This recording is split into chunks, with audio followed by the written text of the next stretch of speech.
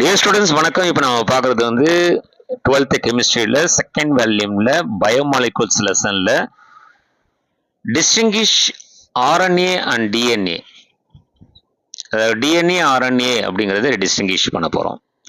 First point பார்த்தீங்கன்னா DNA present in nucleus, mitochondria, chloroplast.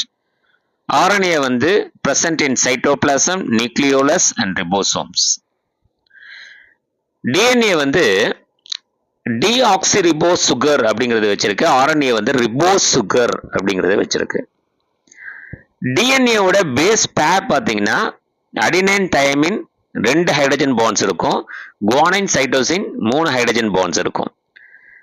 இப்போ இங்கே பேஸ் பேர்ஸ் பார்த்தீங்கன்னா ஆர்என்ஏல அடினைன் யுரைசில் அப்படிங்கிறது 2 ஹைட்ரஜன் பாண்டும், சைட்டோசின் அண்ட் குவானைன் அப்படிங்கிறது 3 ஹைட்ரஜன் பாண்ட்ஸும் இருக்கும். அடுத்தது டிஎன்ஏங்கிறது டபுள் ஸ்ட்ராண்டட் மாலிகுல்ஸ், ஆர்என்ஏங்கிறது சிங்கிள் ஸ்ட்ராண்டட் மாலிகுல்ஸ்.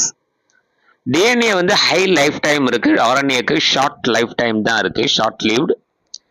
டிஎன்ஏ வந்து stable and not hydrolysed easily by alkalis, RNA வந்து unstable easily hydrolysed by alkalis. DNA வந்து can replicate itself, RNA வந்து cannot replicate itself formed from DNA. So இந்த distinguish வந்து கண்டிப்பாக ஒரு 3 mark கொஸ்டின்லையோ அல்லது 5 mark கொஸ்டினாவோ கேட்பாங்க. டியர் ஸ்டூடெண்ட்ஸ் நல்லா படிச்சிங்க, ஓகேங்களா? தேங்க்யூ.